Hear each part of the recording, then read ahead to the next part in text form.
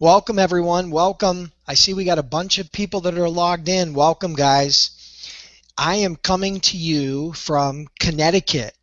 So we've got a lot of great information tonight. We've got Kim and Jim Mason that are going to be joining us on the latter part of the webinar. We've got Rick and Jen Vahl that are going to be joining us on the front end of the webinar, and I'm going to participate somewhere in the middle. So I want to thank you guys for getting logged on. I want to thank you guys for being a part of the training. The good news is we have over 50 people live on the training right now, and we still got a couple minutes before the webinar is going to start. So I'm sorry I'm not in professional attire, but I drove 7 hours to get to Connecticut today to work with Derek and Derek Moore and Matt Ward and his team up here in Connecticut.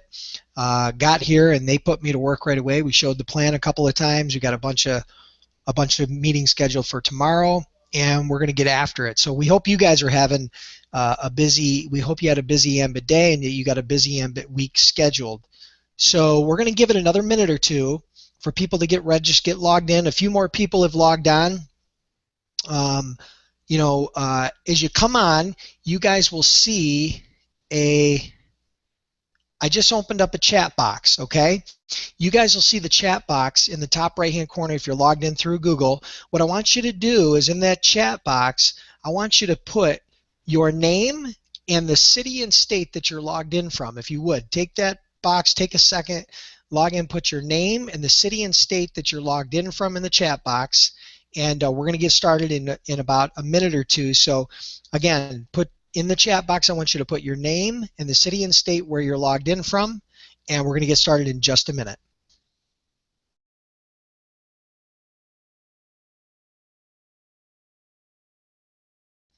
There we go. We've got Jordan Yudkin from Milton, PA. We got Deborah Lene from Deborah Lene. We got Brian Glasgow from State College.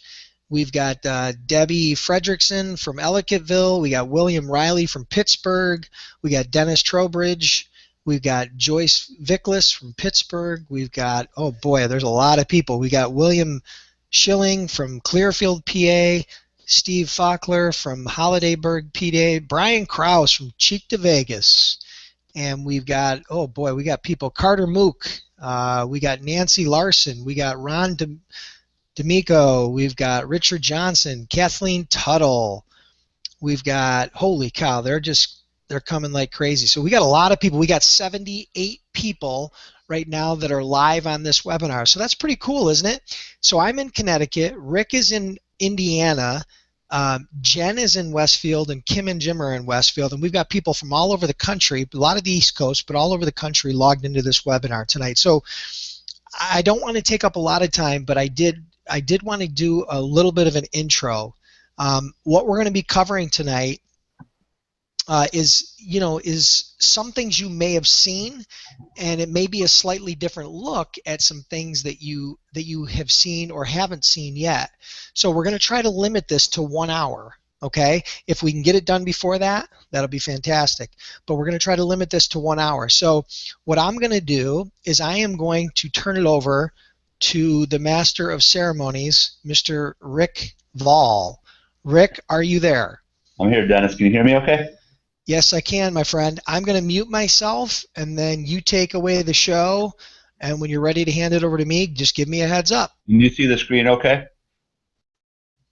Yes. Awesome. All right, guys. Hey, thanks for everybody for logging in, and encourage your teams to log in. This is something that's been a long time in thought process, and finally we just said we're just going to go do it.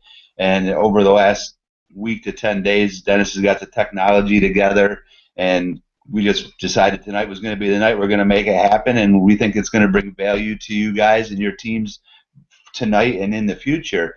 It's going to be, the startup here is going to be the Jumpstart training that for new consultants, maybe you haven't seen it, maybe you have seen it. For the older, more veteran consultants that are on here with your teams, it's something that you need to be refreshed on, weekly.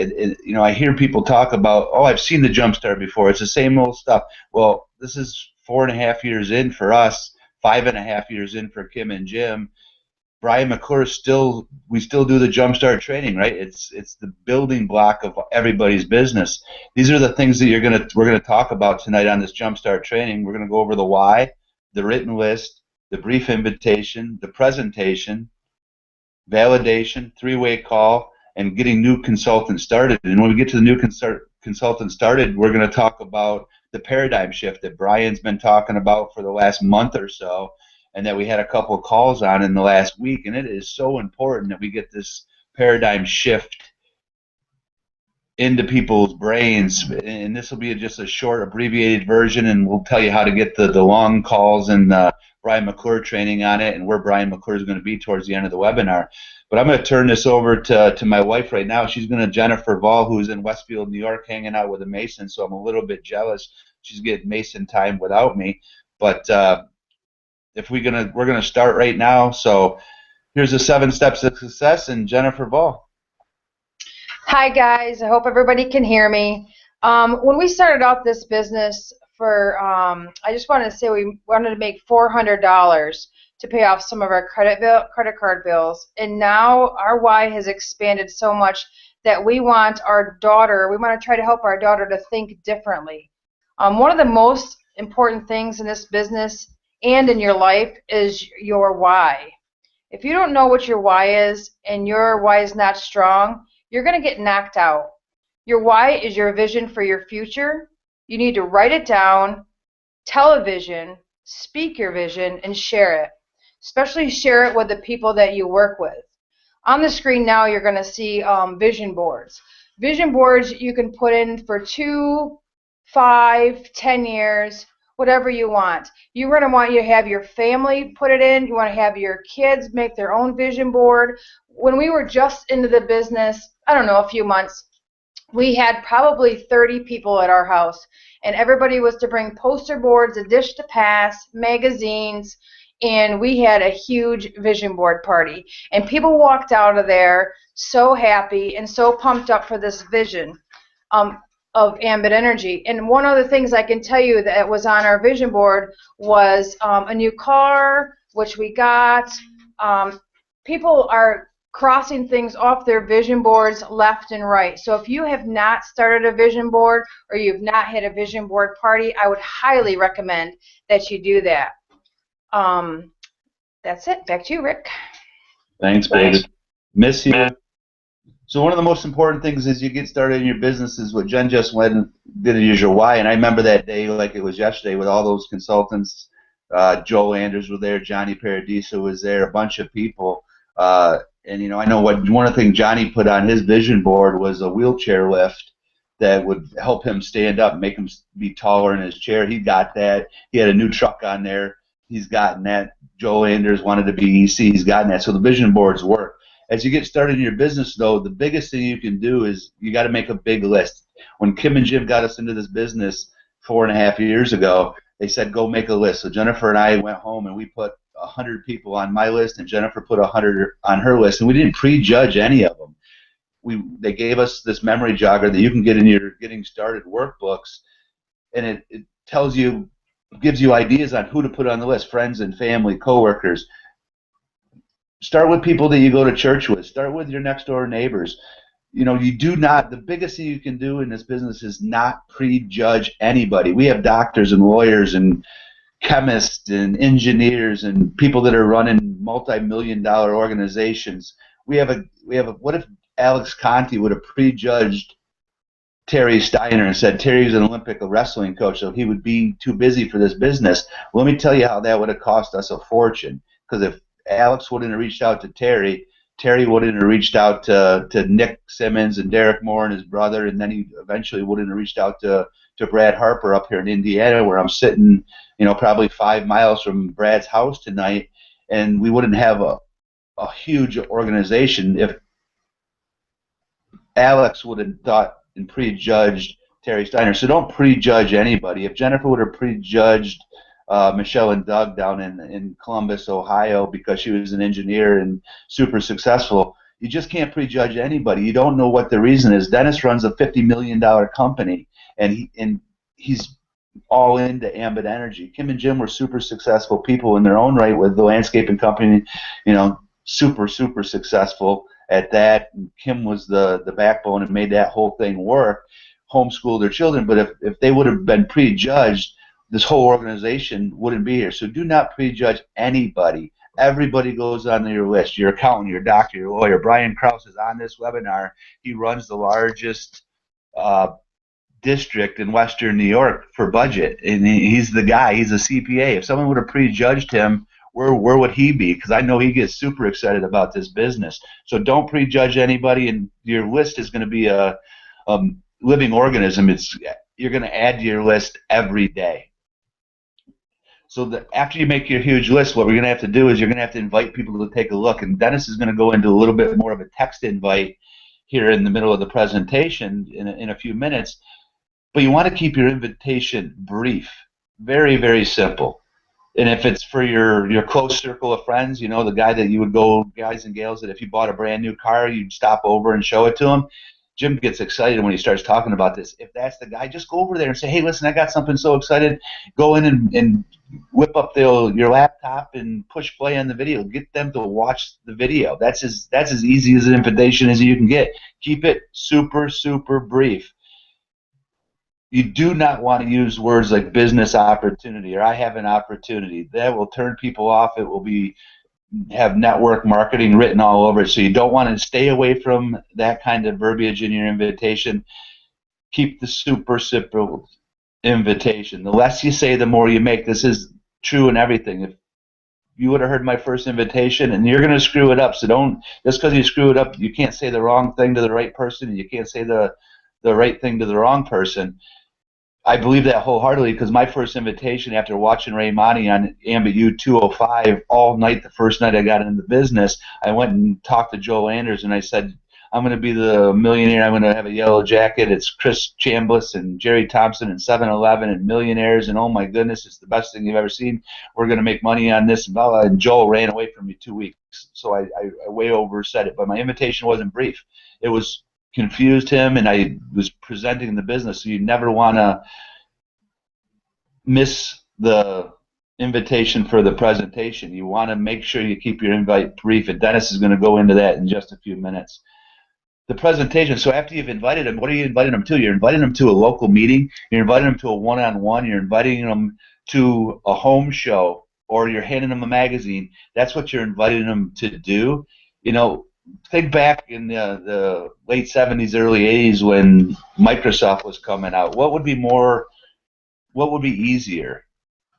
Someone trying to talk to somebody about Microsoft and tell them what Bill Gates' vision is for that business, or would it be just as simple to have a VHS tape back in the day and have Bill Gates talk about Windows and the computer and how the whole thing was going to work and how the investments were going to work, and if you put this amount of money in, you're going to get this amount of back? Well, obviously, people are going to listen more to a guy like Bill Gates than they're going to listen to the other friends. So you definitely want to use the presentation. If you're going to a meeting, it's going to be the presentation at the hotel. Pushing play on a video is the presentation. You talking about it and telling them how great this opportunity is not the presentation. And you may get lucky, but it will definitely never, ever, ever, ever, ever, ever, ever duplicate in your business. And the only way to make this business work long term is to get duplication in your business, so other people are going out and pushing play on the video and starting their businesses. This cannot be understated, this slide. You have to be excited. Now, you got to temper that a little bit depending on who you're talking to. But if you go into a presentation or any part of any business or anything, you got to be excited about it. I get jacked up excited when I start talking about where this business can go when I'm doing the presentation. When I'm done with the presentation, I want to join again. When I go see the presentation in the hotel, you'll hear me say a lot of times, I'm ready to get started again. It's that exciting, and I find it that exciting every single time. I've watched the new video hundreds of times already, and I make sure that I'm watching it, and I get excited every time. It's the difference maker in your business. If you act excited, you'll be excited. And if you have to act excited, then act. And then will be excited, and people will be able to hear that in your voice and in your attitude, and it'll be a game changer for you and your business. And follow up, you have to follow up. So after you determine your why, fantastic. You've written a huge list, not prejudged anybody. Everybody's on your list. You started presenting the business to people. They've either come to home shows, they've done one-on-ones, been to business presentations, or you've handed them a magazine and had them take a look at that magazine. And that's a great way to show the plan too, because Kim and Jim, that was their first introduction. But then the biggest thing you can do in this business is the follow-up. I cannot tell you how many people give great presentations, great invitations, talk to doctors and lawyers, and they come and look at it, and then they drop the ball. They don't follow through. They do not follow up with the prospect. They don't ask the question. You have to ask the question. Are you ready to get started? Did it make sense to you? If you don't ask that question, very rarely is anybody going to say, yeah, I'm ready to get started. You have to ask the question. Now, if they say they have some questions, at that point is where you're going to go into the three-way call for any of the maybes. And the three-way call is a must. If they're not a yes or a no, you have to do a three-way call. I still do three-way calls. I've done three-way calls in the last week with Kim and Jim Mason. I've done them with Dennis Brown. I do them when I'm in, if I'm showing the presentation for myself or someone in a home show, I still use the validation, the three-way call. You have to get that thing set up, and don't ask for their permission. Just do it. When they ask their question, just put them on hold if they're on the phone. If they're sitting there with you, say, hey, listen, hang on. Boom. Dial Kim and Jim. Dial Rick. Dial Dennis. Dial Derek. Dial whoever you're using for your three-way call and get them on the phone. It has to be done. You have to get the three-way call set up. When you're introducing that person, whoever your three-way call is going to be, you have to edify them. Listen, this is important. You have to edify them. So if I'm bringing Kim and Jim Mason onto the call, I'm going to tell people before I even get started, I'm going to point to them and tell them in the magazine, hey, listen, I'm bringing Kim and Jim Mason on. They're going to answer all our questions.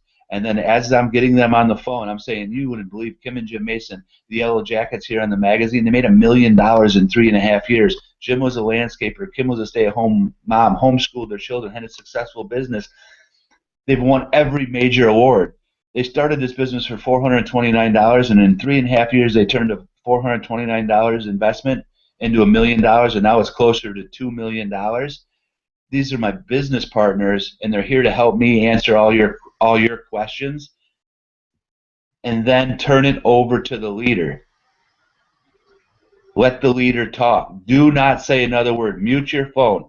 If you talk at this point on this three-way call, it's going to lose all credibility. You're going to lose it. If Kim and Jim are in talking about their business or something, and you say, oh, yeah, but, it's going to totally ruin the three-way call. So after you make the introduction and introduce your guest to the three-way, to your business partner, so they can have a little bit of background. So if you're introducing, say, Brad Harper, if you're introducing Brad, you'd say he's an All-American wrestler at Purdue. He runs a wrestling program. He's a great networker, and he's the most excitable guy you ever see. And then turn the phone, mute your phone, you're done. Let the closer close the business. He'll ask for the decision. The do's and don'ts, here you go. I just went over all that. You do not interrupt it. There's no reason for you to say another word. After the three-way call and they're ready to get started, it's our job to get the new consultants paid. And this is where the new paradigm shift comes in a little bit. If they're a maybe after that three-way call, if they're a maybe at this point, you're going to go to work with them. You're going to ask them for their list of 20 people, and then you're going to teach them in a short format. You're going to go to Ambit U 212, play the first 6 minutes of that video. That video is going to teach them how to talk about their why. It's going to teach them how to call their friends, their family, and ask them to do a favor. So you don't have to be teaching on that, right? It's already there for you. So a new consultant can take somebody to Ambit 212 in your back office and play that 6 minutes. They're going to be able to develop their why there, and they're also going to be able to have the confidence in knowing how to ask for the favor. And the favor is going to be hey Graham, I just started my business. I'm super excited. Will you do me a favor? If it's not going to cost you anything and everything's going to stay the same and it's going to help me put Courtney Vahl through college, would you do me a favor? 9 times out of 10, Grandma's going to say, yeah, Rick, I'll do you a favor. If she doesn't say that, your upline, your business partner is going to be there with you to help you at that point. That's the paradigm shift. You're going to go there. You're going to do that as many times as it needs out of that list of 20 people. And you're going to get your first 3 customers, hopefully your first 5 customers. You're going to make your $150 or $212.50 or $315, depending on where you are in the compensation plan. And your new consultant's going to see how easy that they're going to make $150. So any maybe that you get, that's how you're going to handle your maybes from now on. To get more information on that, you're going to go to ambitTopLeaders.com. And you're going to go to training videos, and you're going to, or training calls, and you're going to, there's a call on April 3rd that Brian McClure did on the paradigm shift, and listen to that call. So go to Top Ambit Leaders, go to training calls, go to April 3rd, listen to that call, and it goes into an extensive paradigm shift training. But this paradigm shift is what you have to do. We have to get everybody getting paid as they get into the business, and even before they get into the business, you got to get them paid. If they're a yes, you're going to sit down and you're going to teach them how to make that same exact system that I just said, but now they're in the business and you're doing the same thing. You're getting their list of 20 with them, and you're going into their list and you're taking them to Ambit 212, getting paid video, play the first 6 minutes, teach them how to do their why, walk through the system with them, walk it through, and have them have the confidence to be able to go talk to their grandmas, their aunts, their uncles, sisters, brothers, to get those first 3 customers. Because the great thing is they're getting paid, but the really great thing is you're getting paid at the same time. And if you can, it's the oxygen that they need to keep them in the business. You must get your new consultants paid after they get started. And if they're a maybe, you need to get their list. If they don't give you their list, then they're a no. If they're a true maybe, they're going to give you your list. You can get into the paradigm. You can go get them paid the $75 an hour. Go work with them for a couple hours, make $150, get their money back, you get paid, and they have the confidence and Ambit energy in how it's going to work. You've got to get your team plugged in as well. As a new consultant, if you're not encouraging people to get on webinars like this and you get the training, if you're not encouraging them to go to local BPs, if you're not encouraging them to get on every conference call, now everybody's not going to get on every conference call, but if we're encouraging people, if we get people to plug in once or twice extra in a week and they hear that one thing on the Sunday night call with Kim and Jim, or the Sunday night call with Brian, or whoever is on the national call, they have to be plugged into these calls and local BPs and encouraging them to get their customers, encouraging them to get paid. You have to encourage people to go to the big events. Ambition's coming up. Every new consultant that gets started, we have to be talking to them about getting the ambition, because we know that if we get consultants paid, number one, and get them to ambition, we know that they're going to see Chris and Jerry and see how big this opportunity really is, and they're going to be in it for the long haul. People who go to ambition make 75% more money than people that don't. People that go to ambition promote. People that don't generally are out of the business by the next time a big event comes. So get your people plugged in, get them to the local BPs trainings, encourage them to do home shows, encourage them to do one-on-ones. That's how you're going to make money in this business. And the one thing I'll tell you, you need to be reaching out to your business partners. Always, every day, reach out to someone who's higher in the business than you. If you're a new marketing consultant, that'll be your regional consultant, your senior consultant, your executive consultant, and your national consultant. Even if you're an executive consultant, you need to be reaching out to other executive consultants and business partners. When I talk to Carter, when I talk to Ernie Forrest, when I talk to Mike Burrows, when I talk to Mark and Christina Alfano, when I talk to Tony Procopio or any of the other C's, I get excited. So every day, reach out to at least one person. If you're brand new in the business, reach out to me. If you're on our team, reach out to Dennis, Kim, and Jim. Reach out and get your questions answered to help you get plugged into the system.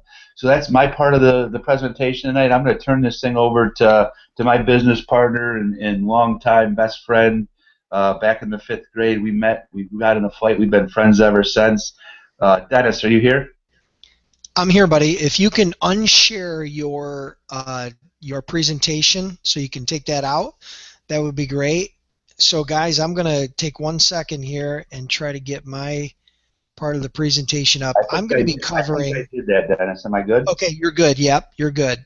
I'm muted. Let me see if I can get this thing up and running. Okay, let me see if we can see this. Okay, you're not seeing it right now. Give me one sec.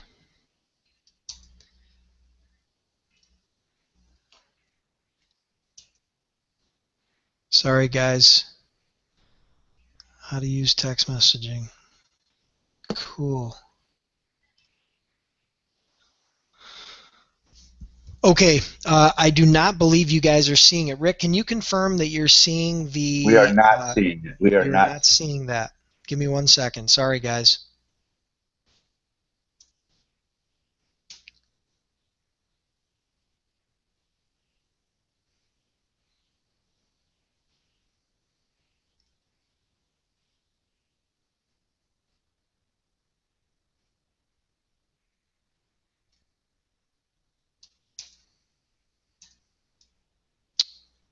Bummer. Okay. Let me try one more thing, guys. I apologize. Okay. That is definitely not going to work. Okay, so here, guys, we're going to have to just roll with this without the screen. I'm going to talk you through it. Text messaging. We've done some, for those of you that have been tuned in, maybe if you're newer, you haven't heard this, but a couple of months ago, we started doing what's called text message blitzing. And what it is it's just a way to invite people to take a look at your business. And it's a great way to get started when you're brand new, because a lot of times new consultants will be very afraid to pick up the phone. And so first, let's talk about how texting works. There's 6 primary reasons why texting can be so effective. Number 1, it's easy. Everybody knows how to send a text message. It's the way we live. There's been a paradigm shift over the last decade where our phones and texting has become more popular than talking. Good, bad, or indifferent, it's the way we communicate, so it's very easy. Secondly, it's very, very fast, right? It's very quick. You can send out 10 text messages very, very quickly, but it's hard to make 10 phone calls simultaneously. Thirdly, it's action-oriented. You know, when you join this business, when a new person joins this business, one of the most important things they can do after they follow the steps that Rick just talked about was they need to take action. And by sending out 5 or 10 or 15 text messages to people that, to some of the people on their list that they've just made, it starts to build momentum because of number 4, which is results. If you get a brand new person who joins this business and you sit down with them and you go over that Jumpstart and talk a little bit about the invite and help them make their list, and then all of a sudden you tell them, I want you to pick 10 people that we can send a text invite to right now to invite them to take a look at this business, or invite them to your home show, or invite them to a one-on-one, and they send out 10 texts and they get 3 or 4 appointments within a half an hour to an hour. That builds huge confidence. It builds huge confidence for that new consultant, and now what they're saying to themselves is it's reinforcing the fact that they made a good decision, as opposed to if they got on the phone and they got a little bit of rejection, all of a sudden now they're feeling like, well, maybe this wasn't such a good idea. So it gets great results. Another reason why texting works so well is because you get less objections. When you're on the phone with your brother, your cousin, your old college roommate, the person you went to high school with, one of your colleagues from work, and you start talking to them on the phone and you invite them and they ask you the question that nobody wants to hear, what is it? When you're on the phone, it's very hard to not answer that question, and that's why we all go into Death Valley and start answering questions and we start talking too much. But when you're sending that invitation via text message, it's very simple to resist answering that question, because you can just sit back for a minute or 5 minutes or 10 minutes or 20 minutes before you respond to that text. you can think about what you're going to respond. So it takes a lot of that pressure off. So you're less likely to go into Death Valley. You're less likely to start answering questions. And lastly, it builds confidence, because every time they send a text, somebody responds, they schedule an appointment, they show the plan. This, early in this business, it's all about building confidence, about building momentum. It's about helping them get paid. Rick talked about that. We talk about it all the time, and this is a very easy way to get paid. So tonight, I'm going to talk to you a little bit about how to do that, okay? And granted, you're not going to be able to see the screen. I apologize. That's sometimes what happens with technology. But we do have a Text Blitz training, and we'll share the link with you guys where you guys can go check that out after the fact. But right now, I want to talk about a very strategic and systematic way of doing your text invites.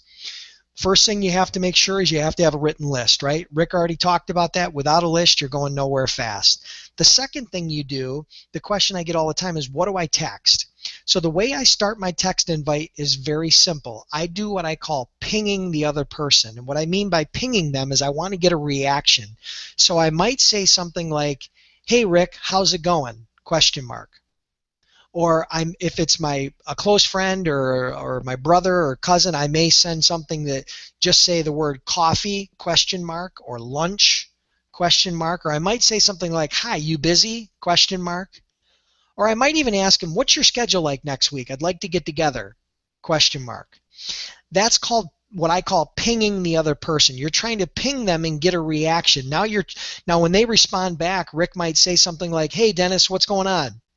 Now at that point, what you want to do is you want to give them an idea of what it's all about. You don't want them to think that it's just a social gathering, or you're looking to chew the fat, or you're looking to just have coffee or lunch. That's part of why you want to get together with them, but you also want to let them know that you've got something you're working on. And I like to say, I have a project I'm working on that I'd like to share with you, or I have a business idea I really like to get your opinion on, or something along those lines, kind of very much like the invite that you heard Rick talk about, but it's just going to come in a text format. So those are examples of step one, the list. Step two is pinging them. Step three is giving them an idea of what it's all about. After you give them an idea of what it's all about, typically what happens, remember, the goal of this is to simply schedule an appointment. So we're not trying to present to them. We're not trying to answer 20 questions. We just want to schedule an appointment. So from there, you're going to ask them to maybe come to your launch party or your home show. You're going to ask them to do a one-on-one. You're going to ask them to do a two-on-one with your sponsor. You're going to ask them to go to a weekly business presentation, or maybe you're even going to do a one-on-one over the phone. A lot like Rick talked about, you're going to present the business to them in one of the many formats that you can present it, okay? Now, once you schedule that appointment, this is a really important step, and this is the step that most people forget. And it's one of the most important, if not the most important step that you can take when inviting somebody. I don't care if it's over the phone or it's via text or you're sending smoke signals or whatever you're doing. It's the most important step, and it's this. It's very important that you confirm and tie down your appointment. Now, I've been doing this for many, many years in the traditional business world because I don't like chasing people around. If I had a second to ask the audience how many people like to chase their prospects around, I'm sure that very few people would raise their hand. So this step is really important, and what we do is this. The way we do it is we'll send them a message after they've said, okay, we're going to meet, let's meet up Thursday for lunch at the Village Grill, or we're going to do a phone call at 7:30 on Tuesday. We schedule that appointment. After we firm up that appointment, I'm just going to say, okay, great, Rick. I'll give you a call at 7 p.m. on Tuesday. We're both very busy, so promise me one thing. If for some reason you can't make it, you'll let me know in advance so we can reschedule. Deal? Question mark. Now, the psychology behind this statement is really important. Okay? There's two primary parts to this that hit people mentally. Number one, when you say the words promise me, nobody wants to break a promise. Okay? When you use that word, nobody wants to, even a stranger that you've just met doesn't want to break a promise. There's just something about that word promise that they don't want to break. So it's like glue that binds the whole deal. So what that's going to force them to do is that's going to force them to mentally think about the time that they've committed to and to really cement it in their head and then in their schedule. And if for some reason they can't make it to that appointment, or they see, or there's some sort of something that might disrupt that or cause that to go off, to miss the appointment, like they may say to you, oh, you know what, I just remembered, I've got to pick my daughter up from Girl Scouts at 7 o'clock on Tuesday. Let's make it 9 o'clock or maybe Wednesday. You'd rather have them reschedule at that point than to come to the appointment time and them not be there, or to try to chase them around and try to reschedule later. The other part of that tie down is when you say the word, I like to use the word deal ? Because that forces them to respond to you. And if people respond back to you after you say that, what I've found is that it doubles the stickiness of your appointments. So what happens is a lot of times with people, when you set a week appointment, you might only get 4 or 5 out of 10 people that will make it to your appointment and will actually show up for your appointment. I know none of us in the audience have ever had anybody that stiffed them on an appointment, right? Well, it happens, but if you use this strategy, what you're going to find out is that you should be able to get 7, 8, maybe 9 out of 10 people that you schedule appointments with to be there at that appointed time, whether it be face-to-face or on a phone call, okay? So that's the basic strategy behind doing a text invite. So I'm going to, at this point, I'm going to keep it a little bit short, but I will tell you, stay tuned. We're going to have a text blitz here very soon. If anybody, because of the lack of visual for the training on texting, if anybody wants to check out the training recording that we have for texting, what you do is you go to ambitischanginglives.com/text. So you just go to ambitischanginglives.com/text. Not right now, just write it down. Not right now, but write it down, and you can do it later.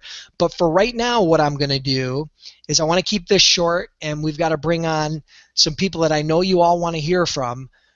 We're going to bring on Kim and Jim Mason. Kim is going to be coming up very shortly. Those of you that don't know Kim, I would be absolutely shocked if you don't know Kim, because Kim and Jim, as Rick said, in the first 3.5 years in the business, did over $1 million in earnings, and they're now well on the way to their second million. They've won every award. They're national consultants. They're my mentors. They're Rick's mentors. There's probably most of the people on this call or on this webinar's mentors. They mean a lot to us. They give of their time very freely, and they're giving again tonight. So I want to turn it over really quick. Kim, are you on the line? I am. Can you hear me, Dennis? I can hear you perfectly. If you want to do your screen share, we'll make sure that that's working for you, and then I'll turn it over to you. All right, I'm doing my screen share. Should be up. Can you guys see it?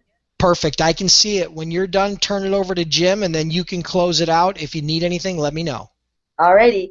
Boy, that's some good stuff you guys have gotten so far, and what we really listened to up to this point is our Jumpstart system. And the basic thing I want to stress to everybody on the call is this is an amazing business, and just keep it really simple. The main goal of here is to get people to take a look at the videos. That's your whole purpose in this. And you, like Brian always says, a team of wild horses cannot keep the right person away from this business, and a team of wild horses can't drag the wrong person into this business. So don't get yourself all, frustrated and get yourself frozen and have inaction happen here. The main thing is get out there and show this business every single day. And as you're doing this, you're going to find that you're getting better and better. And I do want to follow up with what Rick said. There is a little paradigm shift, and it's not monumental here, but it is monumental in the results that's going on with Ambit. And if you go to topambitleaders.com, that's topambitleaders.com, and then go to the recorded business builder calls and click on the April 3rd one, you'll be able to listen to Brian going over the whole thought process of the paradigm shift. We also did it last Sunday night on our call, and had Mark Alfano and Joel Anders on for that. They did a great job. We're hoping to get that posted within a week, so you can listen to that at ambitlifestyle.com as well. But just remember, the shift in the thought process, guys, is When somebody says maybe, you're just going to help them make a list, get them their customers by showing them how to ask for a favor and turning that maybe most of the time into a yes. And it is starting to work. We're getting stories over and over. What I want to talk about a little bit is what Jim and I found is really kind of paramount to your success here in this business. If you find that you're showing the plan, and you're not getting any results, it really is time for you to come back and do a little introspection. Look in the mirror, look at yourself, and try to figure out what you might be lacking. I know when we got started in this business, actually for most of our adult life, Jim and I have been readers, and we are constantly looking for ways to better ourselves, to get more information into our heads. The more likable you are, the more people are going to want to be around you. And the basic thing I want to get at here now is people don't care how much you know until they know how much you care. In other words, you really need to move yourself from your point of view and into your prospect's point of view. And that's why we're calling this little part of this training, Know Your Prospect. And Jim and I have spent a lot of time doing a lot of one-on-ones and a lot of home shows, and through the course of this business, you're going to meet a ton of people. And what you're going to find, surprisingly, is not everybody is alike. And I'm sure you guys can relate to this. If any of you have kids, if you've got more than one kid, look at those 2 children, those 3 children, and look at them, and you're going to realize for some uncanny reason, they're different. They came from the same parents, they were raised in the same house, yet each of them have different personalities.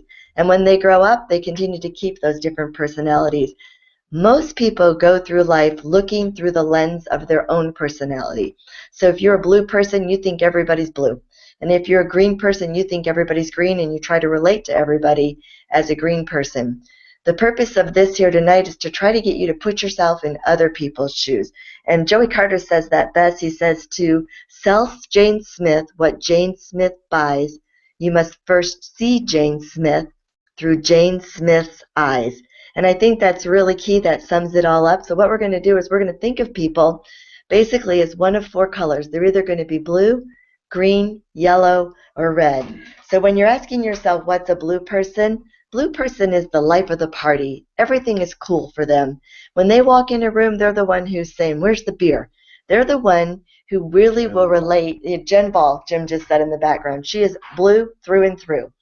And when you're working with a person who is blue and you're showing them the business presentation, they could care less about the compensation plan and the facts and the figures and being in front of the whole room speaking. They just want to know that there's fun involved in it. So if you're working with somebody who's blue, if you turn to them and say, you know, we have the most amazing parties, especially at Ambition. We have a Super Saturday Gala event, and it is just a party that you've never been to in your life. And we have get-togethers after meetings, and it's such an extended family. We have so much fun. Your blue person's going to want to join you in this business. Most people, believe it or not, are blue or predominantly blue. People in life just want to have fun. Now, if you're talking to somebody who's green, a green person, on the other hand, is basically the polar opposite of a blue person. They're very, very analytical. They're the ones who are going to be saying, show me the money. When you're working with a green person, a lot of times if you just give them the policy and procedure manual, you can print that out now. It's downloadable in PowerZone. If some of you have been in longer, you'll actually have a bound policy and procedure manual. A green person eats that up. They're the ones who are going to want to dissect this business. They're going to want to know all the facts and figures. They're the ones where it's good for you to use somebody who's green to close a green person, to do a validation call with somebody who's green, because a green person will relate to a green person, but they're not going to relate to a blue person. Now, because you're a blue person and you're showing the plan, you just have to know how to get that green person the stuff that they need to make a decision. Now, what's a yellow person? A yellow person is what we call warm fuzzy. I think of it like the sun.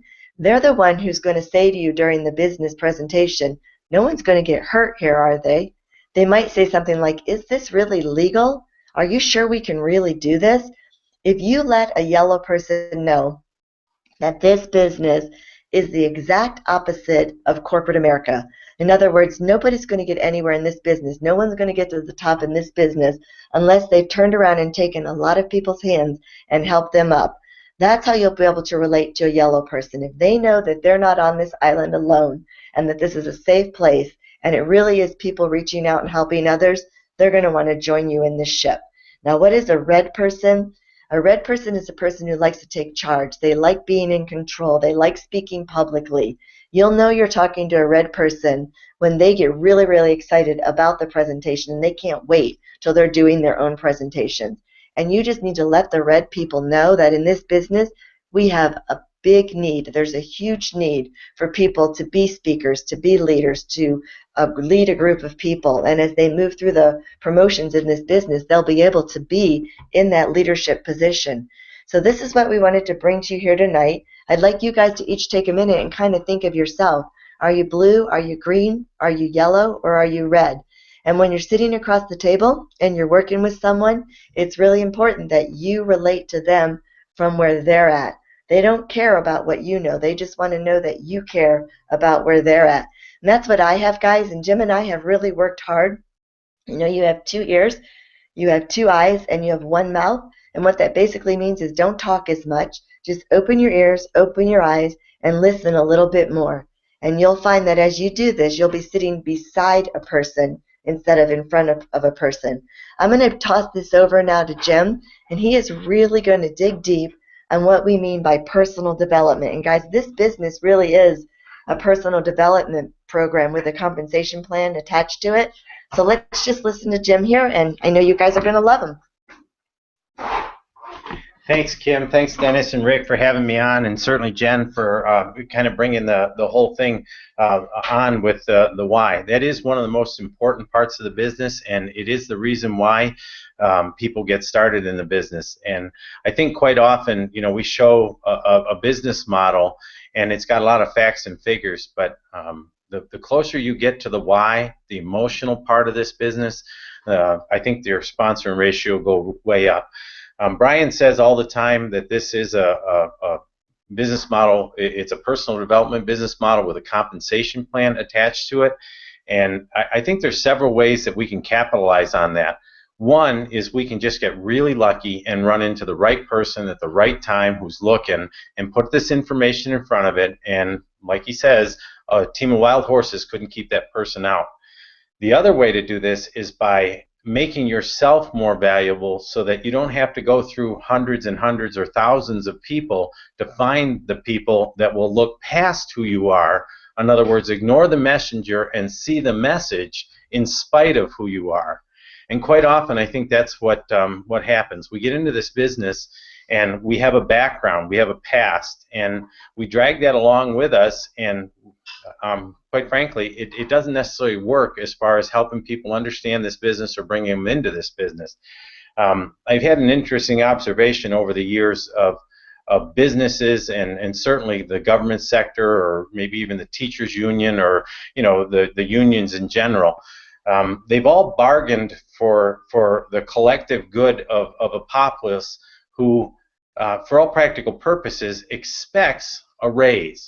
Every single year they expect a raise. They call it a cost of living raise. They want more money, but generally speaking, they do the same job they did last year. They haven't done anything to create themselves a better person or to be more valuable. And if you think about that, where's that money come from? If you're not more valuable, you're doing exactly where you came from the previous year, then why would you expect more money? Ambit's not exactly unlike that.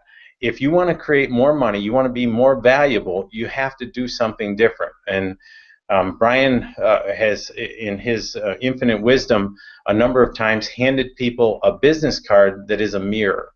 And I think that is one of the most powerful things that I learned along the way is the law of the mirror. In other words, you look in the mirror and see why your business is the way it is.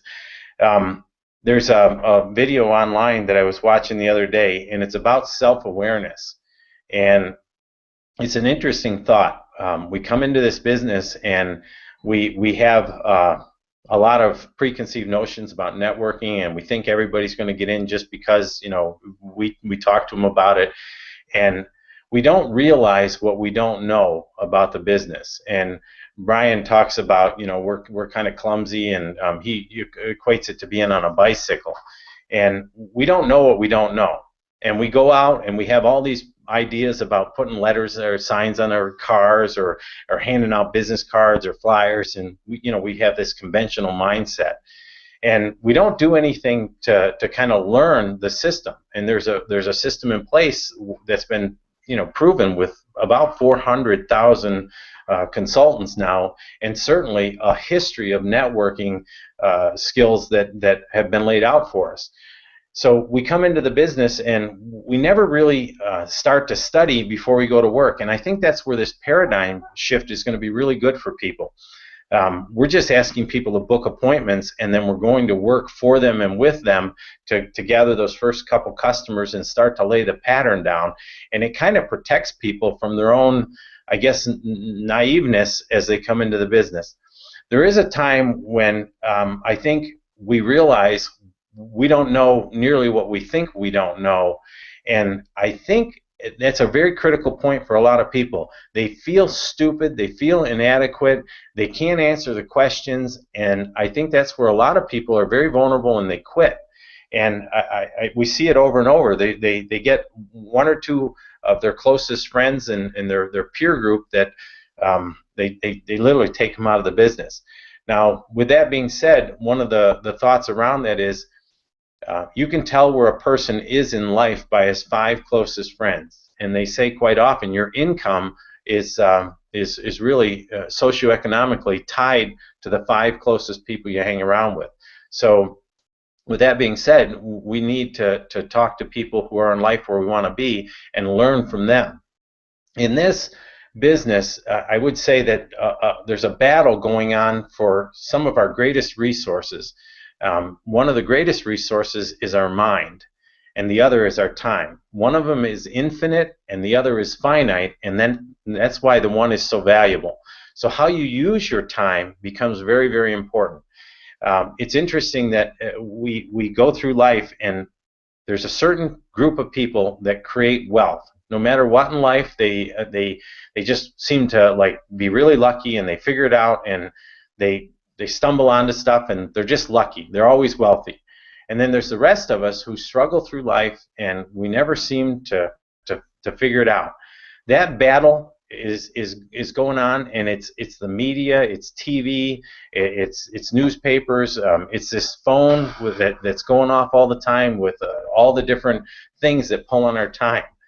If we can take and begin to understand, become self-aware of how we spend that time and those moments of choice, you can't change the past, but in this very moment, you can choose differently.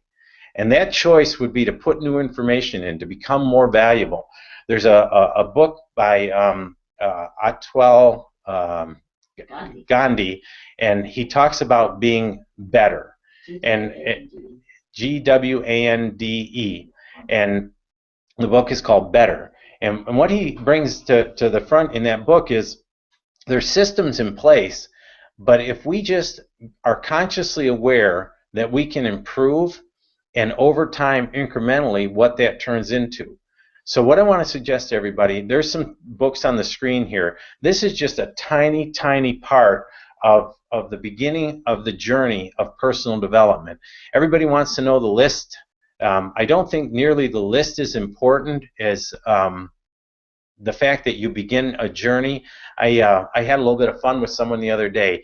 They said, what books are you reading? And I handed him my glasses. I said, why don't you try these first? And I handed him my glasses, and I said, how do they work for you? And he says, well, they don't. I said, well, try harder. Try harder. It'll work. And I said, believe you can see. Just believe you can see. And for all that positive talk and for all that, it doesn't work. You have to kind of carve out your own journey for yourself. I will tell you, there's a lot of people that say they don't like to read, and I ran across something today that in one of the videos I watched, a good way to get these books is on audio. And I don't know if you're aware of it, but on your phone, you can actually watch the audios or listen to the audios on a little bit higher speed. Now, I'm not saying to burn through them, but we need this information as quickly as we can. And if you are limited on the amount of time that you have to watch or to listen to these videos rather than read the books, you can turn that speed up a little bit and get through the information a little bit faster. Now, I would tell you, as you begin this journey, there's books that literally you can spend a year on and not have read those. One of those books is How I Raised Myself from Failure to Success in Selling. You can continue to read that book over and over and over again. It's by Frank Bettcher. It's one of the best books about what we do and how we interact with people, how to have confidence and power. If you read that book again and again and again, it'll be like you read it an entirely different book. When those books are done, you begin to read the deeper psychology of how people make decisions, and the Malcolm Gladwell stuff on behavioral economics is huge. Our business really started to grow more dramatically when we started to begin to understand how people made decisions. What this study of behavioral economics, we're working on our own self-esteem. We're working on creating value for ourselves to make ourselves more valuable. But mostly, we're working on self-confidence. And when we come into the business, we don't have a lot of this because, it's our background, our past. I want to suggest that you learn from your past, but not necessarily drag it along. I want to suggest a couple of really important videos that changed kind of how I thought and gave me a little clarity as we were growing in the business. The Brené Brown stuff, The Power of Vulnerability and Listening to Shame, will give you a whole new clarity on your own self awareness. It's B-R-E-N-E, Brené Brown, The Power of Vulnerability and Listening to Shame. Another very, very important audio TED Talk is called Your Body Language Shapes Who You Are. And that's a little bit of a brush against the fake it till you make it. In other words, step into these new roles that you're creating for yourself, and as you stretch, you'll be amazed at what that does for your self-confidence. If you don't do these things, you're going to be right where you are. Another one that will help you begin this process of self-awareness, in other words, why aren't I relating to people, is what do strangers think of you? That's a great video about a two-way mirror and your perception versus other people's perception. In other words, your own self-awareness versus what other people think of you. That's a huge thing. What I want to suggest to you is another one, and this is really important. This one's called 3 Things I Learned While My Plane Was Crashing. And if you watch this video, you will realize the importance of every single moment that you live. Kim and I were out for a hike today, and it just came out in a conversation. We've got some, obviously we're getting a little bit older, and I have a friend who's, well, he's been dying for, basically his whole 66 years, but it's become a lot more apparent that his time has a date on it now. And while he's doing really well, he's keenly aware that the chronic lymphatic lymphoma that he's struggling with is winning. And for all practical purposes, he should have been dead a long time ago. So we've been having, conversations about, what he does every single day and his thought process and how he's preparing for what is inevitable. And I want everybody to think about what's really important to you. In other words, if time and money weren't an issue, and this is brushing up against a little bit of what Jen said, and it's really important that you understand your why and what's important. And I'm trying to get to this point for a really important reason. There's a lot of people that, in spite of all this conversation about reading, they're going to make some lame excuse for not doing it. And what I want to do is compel you somehow to make this important enough to change how you think. In other words, if you're 30 years old or 50 years old and you're not where you want to be, I'm suggesting a dramatic shift in what you do on a daily basis and those constant moments of choice that everybody has. we were at a training up in Rochester, and someone, they were looking for the book, and I share a number of books, stacks of books with people, and I share titles all the time because there's some really profound thoughts captured, this wisdom in these books. And I realized after literally 2.5, 3 years in the business, after making almost $1 million at that point, that it wasn't a book that caused me to change so dramatically. The real reason that I read the books was that I understood the deeper reason, the compelling reason for me. And the reason was, even at 50 years old, even with a 6-figure income and looking at our outside of our life, I felt like a failure. I was still borrowing money at 50 years old. I didn't know how we were going to pay for our college. I didn't have retirement set up, and we had a 6-figure income. We weren't behind on our bills. We would have told you we were doing great. We would have told you things were wonderful. But I knew at 50 years old that my life hadn't worked out the way I planned. For all the 12 hours a day, for all the 10 employees, for all the work that I did, I wasn't where I wanted to be, and I needed to change. And I needed to measure up to one of the most incredible women that I've ever met, and that was my wife. And I wasn't. And I felt like a failure for all the work that I'd done, because we weren't going to have the retirement that I'd promised her when we had gotten married. And to have 3 kids that were going to go through college and start their life and be in the same point, I didn't want my kids to take over my life. We'd homeschool them, and here I was really questioning my values. So what I want to tell you is the reading that we did overcame the life that I had. And the life that I had were these little mental pictures that repeated themselves every single day. And they were so far buried in my subconscious that I wasn't even aware of them. They were the picture of a little 5-year-old with a mother that left, and a little kid crying and dealing with rejection throughout my life. When I sat down with someone at a table to share Ambit, I was dealing with rejection of a 5-year-old. I wasn't dealing as an adult. In other words, when Greg showed us this business and I said no way, what I was wrestling with, what you're wrestling with the person across the table, is a 5-year-old brain. And I don't know if you've ever tried to reason with a 5-year-old brain, but you can't. You just can't. You have to understand psychologically how to bring them through that process.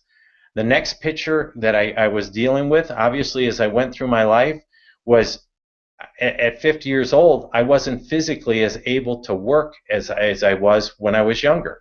And it was starting to catch up to me. Physically, I was exhausted. Mentally, I was tired. And financially, we weren't where we wanted to be. And I was wondering, where am I going to go? What am I going to do? I felt alone. There was nobody mentoring us. There was nobody coaching us. There was no path. It was just go get another job. And I knew in my heart that part of it wasn't working for me. And worse than that, after homeschooling our kids and running a home-based businesses, I was getting ready to send Kim out to work. We were going to have her go get a job, and that's that I always use that example of the officer and a gentleman, where he's out there in the mud and he's beat up and they're trying to break his spirit. They try to break your spirit so that you will show up as an employee for the rest of your life. And it's not a 40-year plan anymore. It's a 70-year, till you're 70 years old for not enough retirement. And then as you go through your life, get these mental pictures a little bit clearer. Bring them out into out of the subconscious and into the conscious part of your brain, and look at them and see if they're valid. See if they still help you. If you're using them for motivation as a negative motivation, that can be a real strong motivator. But what I want you to do is start to read these books, start to understand how you think, and begin this journey of personal development. It's TED Talks, it's YouTube videos, it's a mentor who will coach you and be honest with you enough to tell you the things you need to do. I hope this has been helpful. I trust that you guys on the call, I understand there's over 100 people on here. You can certainly reach out to Rick and Dennis and Jen and Kim and myself. And there are leaders in the business that if you begin to do the work and you begin to earn their time, They will pour themselves into you in ways you can't imagine. We have been the receiver of more than we've ever been able to give. And I don't know how to repay other than just to pass the torch to the next group of people who are willing to step up. So there's a lot of people on this call. You are the new batch of leaders. There is a book that I want to suggest, and it's The Power of Yes. It's by Robert Cialdini. The title is just Yes, and it's called 50 Scientifically Proven Ways to Be Persuasive. It's a really good book about helping people make decisions. In other words, how you frame the comments. And again, just encourage everybody to be reading and working on their own personal development. So I'm going to turn this back over to okay, well, I'm wrapping this up tonight, and I hope everybody got something out of this, and I hope they take tonight before they go to bed and begin a reading program. They write down their goals, they share their vision of where they want to be with people, and they begin this journey of personal development with Ambit Energy. Have a great night, guys, and have a great, great rest of your Ambit week. We'll see you guys out and about and hear you guys on the team calls and see you at the weekly BPs. Remember, guys, you've got a business in your hands that is absolutely amazing. We were sitting at the table today, and Jim and I were saying, what is wrong with people? Don't they understand that there's no inventory, there's no deliveries? All we really are doing is saving people money. Keep that in mind. Keep your conviction strong, guys, and go have a wonderful, wonderful Ambit week. You're on speakerphone. You're still alive.